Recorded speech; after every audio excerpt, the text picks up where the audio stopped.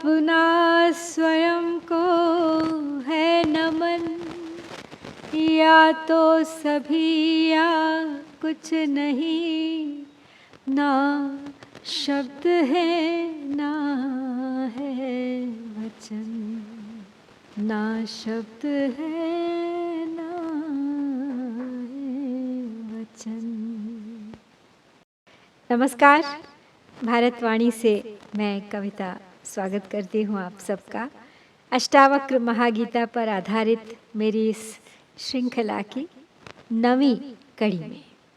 एक ऐसा दिव्य संवाद है यह गीता जो हो रहा है बालक अष्टावक्र और महाराज जनक के बीच।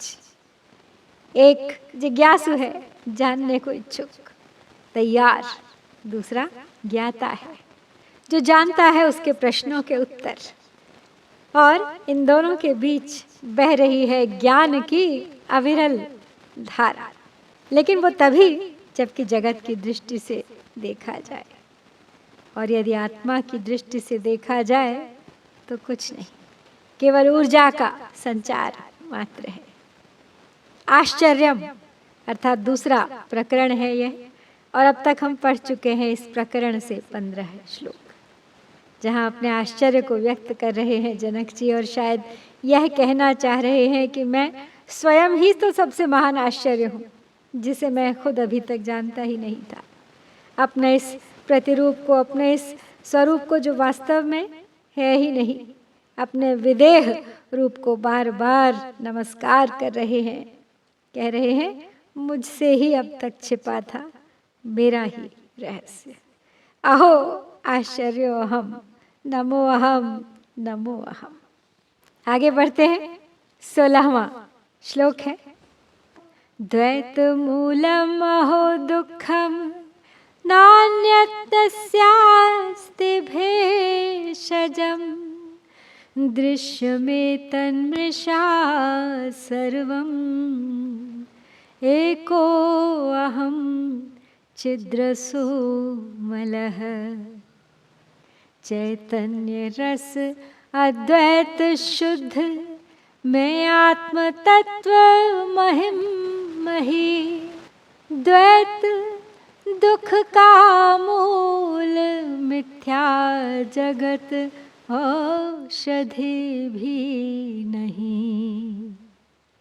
द्वैत मूलम अर्थात द्वैत ही मूल है जिसका, जिस किसी के भी होने में, जिसके कारण में द्वैत स्थित है, उससे उपजे रोग की कोई औषधि नहीं, उसका कोई इलाज नहीं। और यदि द्वैत से ऊपर उठकर एकाकी बन अद्वैत चैतन्य रस में डूब जाओ तो कहीं कोई रोग ही नहीं, कोई मल द्वेष नहीं, कोई विकार नहीं। तो इस संसार में ये सब खेल द्वैत और अद्वैत मान्यता का है। इस संसार में जितने भी रोग हैं उनकी औषधि है, लेकिन द्वैत के कारण ये रोग रूप संसार स्वयं उत्पन्न हुआ है। उसका परिणाम रूप जो भी दुख इस संसार में देखने में आता है, उसकी कोई औषधि नहीं है। तो जनक ने यहाँ पे संकेत कर दिया है कि द्वैत भाव के बने रहने पर दुख की निवृत्ति हो जाए, ऐसा संभव नहीं है। दुख की मात्रा के कम होने को भले ही हम सुख मान लेते हैं, लेकिन वो सिर्फ सुख का आभास मात्र है, केवल सुख प्रतीत होता है, वास्तविक सुख नहीं है वो। दुख से निवृत्ति का तो केवल एक ही साधन है कि द्वैत से निवृत्ति हो जाए। जब द्वैत ही नहीं रहेगा तो दुख कैसा? दुख तो सुख की तुलना ही में है, तो इसका मतलब सुख और दुख द्वैत परक शब्द हो गए। द्वैत के समाप्त होने पर ना दुख है ना सुख, उसके नष्ट होने पे नाम रूपात्मक जगत वो अपने आप में पूर्णतः झूठा ही सिद्ध हो जाता है। राजर्षि ने इस सूत्र में दुख के स्वरूप, उसके कारण और उसकी निवृत्ति का पूरी तरह से खुलासा कर दिया है, और स्वयं को अपनी देह से विलग कर वो भी विदेह हो गए हैं। बोध मात्रो अहम अज्ञानादुपाधिः कल्पितो मया एवं विमृश्यतो नित्यं निर्विकल्पे स्थितिर्मम। अज्ञान से हूँ भिन्न कल्पित, अन्यथा मैं अभिन्न हूँ। मैं निर्विकल्प हूँ, बोध रूप हूँ, आत्मा विच्छिन्न हूँ। मैं वास्तव में बोध रूप हूँ, ज्ञान रूप हूँ। जो ऊर्जा ज्ञाता और ज्ञानार्थी के बीच बहती है, ज्ञान स्वरूप, बोध स्वरूप, वही हूँ मैं। अज्ञान के कारण ही मुझ में विभिन्न अलग अलग नाम रूप इत्यादि की उपाधियों की कल्पना कर ली जाती है, सब मुझ पे आरोपित कर दी जाती है। लेकिन मैं क्या हूँ? वास्तव में मैं तो नित्य हूँ, निर्विकल्प हूँ। मेरा कोई और विकल्प नहीं, मैं केवल एक सा ही हो सकता हूँ। यही मेरी स्थिति है ना अद्भुत आश्चर्य। उदाहरण के तौर पे हम जानते हैं कि आकाश विस्तृत है, अंतहीन है, लेकिन घड़े में प्रतिबिंब देखें तो घड़े में बंद जितना आकाश उसमें दिखता है उसे हम घट आकाश कह सकते हैं। घड़े में दिखने वाले उस प्रतिबिंब से मूल आकाश में, उसके समग्र विस्तार में कोई फर्क नहीं पड़ता। उसमें ना कुछ जुड़ता है ना घटता है, वह तो ज्यों का त्यों बना रहता है। केवल उसका एक प्रतिबिंब मात्र, उसकी एक छाया मात्र, उसका एक अंश मात्र उस घट में प्रतीत होता है और घटाकाश हो जाता है। उसी प्रकार मुझ निर्विकल्प स्वरूप को एक शरीर के भीतर बांध दिया गया, अलग अलग छोटे बड़े शरीरों में समा गया हूँ। तो क्या मैं घट गया हूँ या मेरा स्वरूप बिगड़ गया है? वास्तव में मैं तो निरुपाधिक हूँ, नाम रूपों से बिल्कुल दूर। जो तुम हो वही मैं हूँ, और जो हम दोनों के बीच ज्ञान का, प्रेम का या किसी भी अन्य भाव का व्यापार हो रहा है, वह भी ज्ञान स्वरूप, बोध स्वरूप मैं ही हूँ। क्या है वो? केवल ऊर्जा का एक समीकरण हो रहा है। सब गुरु शिष्य, शास्त्रार्थ इत्यादि उपाधियां, ज्ञान कर्म इत्यादि, ये सब तो जगत के हैं। और जब जगत ही झूठा है तो ये उपाधियां किस काम की? ये सब भी झूठी हैं।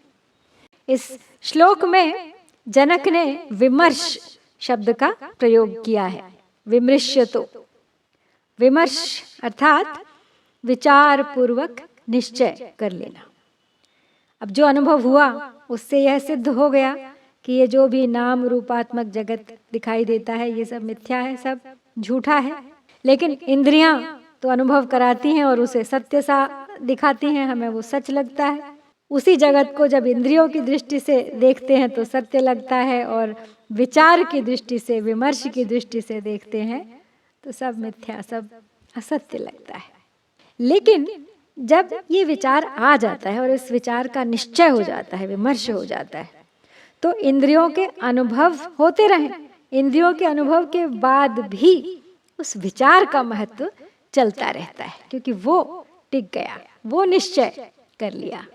तो कर लिया है जनक जी ने ऐसा ही कुछ निश्चय, तैयारी कर ली है जनक जी ने। तो जब आप भी तैयार हो जाओगे तो इंद्रियां अपना काम करती रहेंगी, तब भी उस निश्चित विचार से आपको भटका नहीं सकती। ये विचार ही ज्ञानी को ज्ञान से जोड़े रखता है।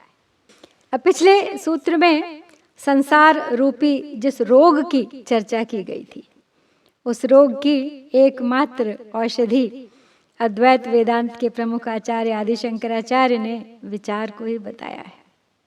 को दीर्घ रोग भव एव साधो, अर्थात ऐसा रोग कौन सा है जिसके आदि का ही पता नहीं है। बहुत एक्यूट किस्म का रोग है वो, जिसका कारण ही पता नहीं। जब जब उसकी औषधि की गई वो कम नहीं हुआ बल्कि बढ़ता ही रहा, तरह तरह के नाम रूपों में परिवर्तित होता रहा। तो जवाब है भव, यानी ये अस्तित्व, ये सत्ता जो तुम्हें दिखाई दे रही है, भव एव, ये ही, एव मतलब ही। तो एव शब्द का प्रयोग करके आचार्य ने अब कोई दूसरा विकल्प छोड़ा ही नहीं। कहा कि एकमात्र यही, यह भव ही वो रोग है जो तरह तरह के नाम रूपों के रूप में दिखाई दे रहा है। जो नहीं है उसे है ऐसा हम मान लेते हैं, यही रोग है। और इसकी कोई औषधि नहीं, कोई विकल्प नहीं। अगर रोग मुक्त होना चाहते हो तो एक औषधि है, उसके अलावा कोई दूसरा चारा नहीं। और क्या नाम है उस औषधि का? किम औषधम तस्य, उसकी औषधि क्या है? विचार। विचार एव, केवल मात्र विचार ही। तो आचार्य के अनुसार विचार के अलावा यदि कोई संसार रूपी रोग से मुक्त होना चाहता है तो वह सिर्फ आत्म प्रवंचना कर रहा है, बहला रहा है अपने आप को और लोगों को भी। अब विचार तो साधक के लिए भी है और आत्मानुभवी के लिए भी है। पहले के यानी साधक के जो विचार होते हैं वो सापेक्षिक विकल्प लिए होते हैं, जबकि दूसरे यानी आत्मानुभवी के जो विचार हैं वो निश्चयात्मक होते हैं। दूसरा डोलता नहीं है, इसीलिए उसे निर्विकल्प स्थिति प्राप्त हो जाती है। सापेक्षिक यानी कुछ अपेक्षा रखना, कुछ स्वार्थ साधना, कुछ इच्छा जब जुड़ी होती है साधक की। कहते हैं ना, इस कार्य की सिद्धि के लिए ये साधन करो, उस कार्य की सिद्धि के लिए ये साधन, ये देवता धन के हैं, ये आरोग्य के, ये देवी विद्या की हैं, ये शक्ति की। और ये सब विकल्प केवल सांसारिक साधना के हैं। आत्मानुभवी के लिए तो कोई विकल्प ही नहीं है, केवल एक ही चैतन्य सत्ता है, उसी से उसे वो स्थिति प्राप्त होती है। विचार से ही केवल उस अस्तित्व का ज्ञान होता है, अपने वास्तविक स्वरूप की समझ आती है, फिर वो कभी डोलता नहीं। अहो मयि स्थितम विश्वम वस्तुतो न मयि स्थितम न मे बंधो अस्ति मोक्षो वा भ्रांतिः शांता निराश्रया। मैं बंध मोक्ष विहीन, वास्तव में जगत मुझ में नहीं। हुई शांत ये भ्रांति विचार से, एकत्व ही परमम मही। है न महान आश्चर्य, समूचा विश्व मुझ में स्थित है, जो कि वास्तव में मुझ में स्थित नहीं है। ना मुझ में बंधन है और ना ही मोक्ष। इस प्रकार शांति भरा मेरा विचार था कि मैं बंधा हुआ हूँ या मैं मुक्त हूँ, मुझे मोक्ष प्राप्त हो गया, या मैं भी संसार के भव सागर में भव बंधन में ग्रसित हूँ। ये सब मेरा अब शांत हो गया है और ये सब विचार भी अब मेरे लिए आधारहीन सिद्ध हो गए हैं। मैं जगत में व्याप्त हूँ और यह जगत मुझ अधिष्ठान में स्थित है। अपने आप में यही भ्रांति है, ऐसा निश्चय जनक जी को हो गया है। क्योंकि व्याप्य व्यापक भाव और अधिष्ठान अधिष्ठेय की बात तो तभी पैदा होती है ना, जब जगत को हम नित्य और सत्य मान लेते हैं। लेकिन जब जगत ही मिथ्या है तो ये सब जो द्वैत परक संबंध प्रकट करने वाले शब्द हैं, इन सब शब्दों का कोई अर्थ नहीं रहता। ना तो वहाँ बंधन रहता है, ना मुक्ति रहती है, ना भ्रम रहता है, ना शांति रहती है। अब इसी बात को एक स्वप्न के उदाहरण से समझते हैं। अब मान लीजिए सपने में किसी को जेल हो जाती है, कुछ समय बाद वो प्रयत्न करके अपनी सजा काट के जेल से छूट जाता है, लेकिन ये सब स्वप्न में हो रहा है। तो जागता है तो जाग के वो किसी को अपना सपना सुनाता है। तो स्वप्न की उस कथा को सुनने वाला व्यक्ति उसको बधाई देता है जेल से मुक्त होने की। तो जिसने स्वप्न देखा है वो सहज रूप में यही तो करेगा, अरे मूर्ख हो, मैं तो सपना सुना रहा हूँ, ये तो सपने में हुआ था, मैं बंधा ही कब था जो मुक्त हो गया, इसलिए बधाई किस बात की। सोच के देखो तो यही अज्ञान है जिसमें हम पड़े हैं, इसी संसार में हम पड़े हैं जो स्वप्न जैसा है। संसार है तो बंधन ही बंधन है, तो मुक्ति का कोई प्रश्न ही नहीं उठता। लेकिन जब जाग गए तो न बंधन है न मुक्ति। इसीलिए मैं संसार में हूँ और संसार मुझ में है। तो ये दोनों मान्यताओं के बारे में अब क्या कहें, ये भी तो भ्रांति परक है। मतलब कुछ भी नहीं है, जो दिखाई दे रहा है वो कुछ है ही नहीं, स्वप्न मात्र है। जैसे सपना टूटने पे न जेल का कोई अस्तित्व रहा, न कैदी का कोई अस्तित्व रहा, न बधाई की कोई आवश्यकता रही, ऐसे ही इस संसार में जब ज्ञान हो गया, अद्वैत भाव आ गया, चैतन्य सत्ता की प्रतीति हो गई, तो स्पष्ट हो जाएगा मैं बंधा ही कब था जो मुक्त हो गया। सशरीरम इदं विश्वम न किंचिदिति निश्चितम शुद्ध चिन्मात्र आत्मा च तत्कस्मिन् कल्पना अधुना। यह देह और सकल जगत कुछ भी नहीं चैतन्य की एकमात्र सत्ता का पसारा है, कल्पना क्या अन्य की। अपने संपूर्ण आकार, नाम रूप इत्यादि के सहित ये संसार वास्तविक रूप में है ही नहीं, कुछ भी नहीं है, ऐसा निश्चित है। और यह भी कि आत्मा शुद्ध है, चिन्मात्र है, चेतना मात्र है, लेकिन फिर दिखाई क्यों देता है। पहले के कुछ सूत्रों में यह स्पष्ट हो चुका है, बार बार रज्जु और सर्प का उदाहरण हम देख चुके हैं, और उसमें हम जान चुके हैं कि भ्रांति भी होने के लिए प्रकाश और अंधकार दोनों का होना जरूरी है। अब पूरी तरह अंधेरा हो तो भी भ्रम नहीं हो सकता, और पूरी तरह प्रकाश हो, जब सब कुछ बिल्कुल साफ साफ स्पष्ट दिखाई दे रहा है, तब भी किसी भ्रम का, किसी भ्रांति का प्रश्न नहीं उठता। तो जब ज्ञान हो गया और अधिष्ठान स्पष्ट रूप से दिखने लगा, तो शरीर समेत जगत का तो प्रश्न ही नहीं उठता। मतलब जब आत्मानुभव हो गया, अपने स्वरूप को समझ गए, ऐसी स्थिति में शरीर का, शरीर सहित जगत का, उसके होने का प्रश्न ही नहीं उठता। तो देखा जाए तो यहाँ पे ये अधिष्ठान शब्द भी निरर्थक है, कोई मायने नहीं इसके, क्योंकि चेतना स्वरूप निर्विकार आत्म स्वरूप, उसका तो कोई अधिष्ठान है नहीं, क्योंकि अधिष्ठान के साथ साथ अधिष्ठेय भी तो होना चाहिए। मतलब कोई किसी के ऊपर स्थापित होना चाहिए।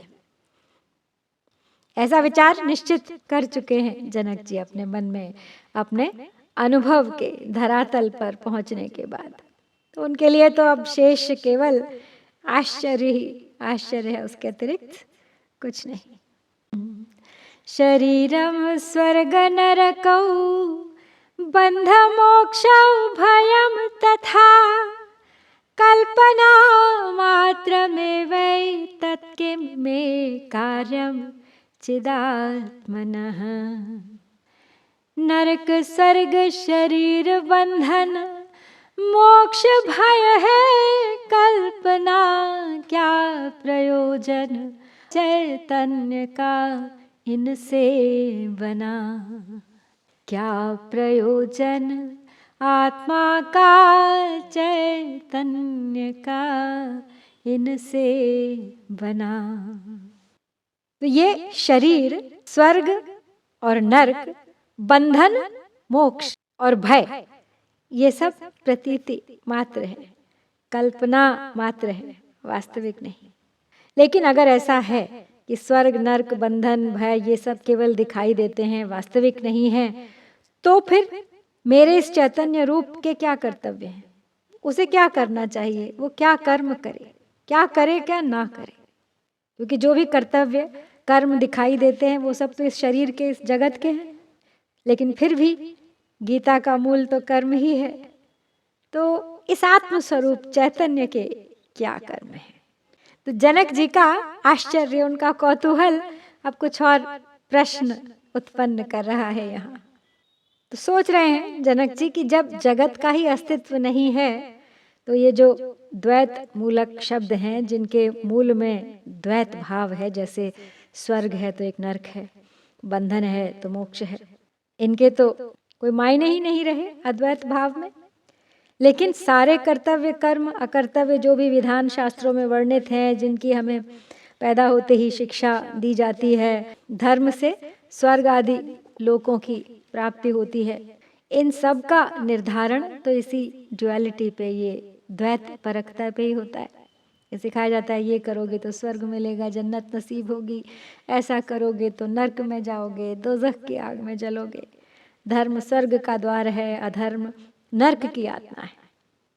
तो कैसा कर्म सही है? क्योंकि जब ये शरीर मिला है, भले ही आपने विचार कर लिया, उससे विमुख हो गए, विदेह हो गए, लेकिन उसको नकार तो नहीं सकते। उससे कैसा कर्म किया जाए? वो है निष्काम कर्म। उसी से अंतःकरण शुद्ध होता है और उसी प्रकार के कर्म से प्रकट होता है अद्वैत ज्ञान। ये जितने भी विधि निषेध इत्यादि धार्मिक कर्मकांड हैं, रिचुअल्स हैं, ये सब जगत की सत्यता को लेकर ही तो है। जब अद्वैत ज्ञान हो गया तो फिर कैसा कर्तव्य? अक्सर ये सब भ्रम में डालने वाला भी हो जाता है। लेकिन देखा जाए तो बड़ी सरल सी बात है। जो सच्चा ज्ञानी है वो तो जो भी कर्म करेगा सहज रूप से, बिना किसी अपेक्षा या उपेक्षा के, वो शास्त्र विहित ही होगा, अर्थात वो सत्कर्म ही होगा, वो अच्छा ही होगा। अब जैसे फूल है, वो सुगंधित है, उसको अपनी सुगंध फैलाने के लिए कोई प्रयास तो नहीं करना पड़ता। उसकी सुगंध अपने आप ही आसपास में सहज रूप से फैल जाती है, सारा उपवन सुवासित हो जाता है, खुशबूदार हो जाता है। इसलिए सत्कर्मों का प्रभाव तो उसके चारों ओर स्वयं ही हो जाता है। लेकिन जब सहजता समाप्त हो जाती है, धर्म अधर्म, स्वर्ग नरक, शुभ अशुभ इत्यादि ये द्वैत परक शब्द जब मन में बस जाते हैं, तब प्रकट होता है भय, तब होती है भय की उत्पत्ति, जो अज्ञान का द्योतक है। निर्भयता ज्ञानी का प्रमुख और सहज लक्षण है। जो कोई भी जगत और आत्मा के स्वरूप को जान गया, पहचान गया, उसे भला किसका भय, कैसा भय? भय तो किसी और से होता है, किसी दूसरे से, किसी अन्य से। और जब दूसरा कोई है नहीं, कोई अन्य है ही नहीं, बस मैं ही मैं हूं, तो स्वयं से कैसा भय? और मृत्यु का भी कैसा भय? मृत्यु क्या है? मृत्यु भी तो अपना ही विस्तार है। तो जनक जी के आश्चर्य ने उन्हें विमर्श की ओर प्रेरित किया है। उन्होंने विचार करके निश्चय कर लिया है, विदेह हो गए हैं। वो इसी संसार के वासी हैं, लेकिन फिर भी संसारी नहीं हैं। लेकिन जब हम इस संसार में रहते हैं तो ये आवश्यक नहीं है कि जो मन स्थिति किसी आत्मानुभवी की है, ज्ञानी की है, वो सबकी हो, लेकिन रहता तो वो उन सब के बीच ही है। तो अंतर केवल कर्म प्रवृत्ति का है, निरपेक्ष निष्काम कर्म का है। इसी के कारण बनते हैं सारे ऊर्जा के समीकरण। लेकिन विरला ही कोई आत्मानुभवी होता है जो अपने आप को इस संसार के बीच रहते हुए भी उससे अलग कर सकता है। तो आज यही समाप्त करते हैं इस अध्याय को। शीघ्र लौटूंगी इसी प्रकरण के 5 और श्लोक लेकर। प्रतीक्षा कीजिएगा। जय भारत।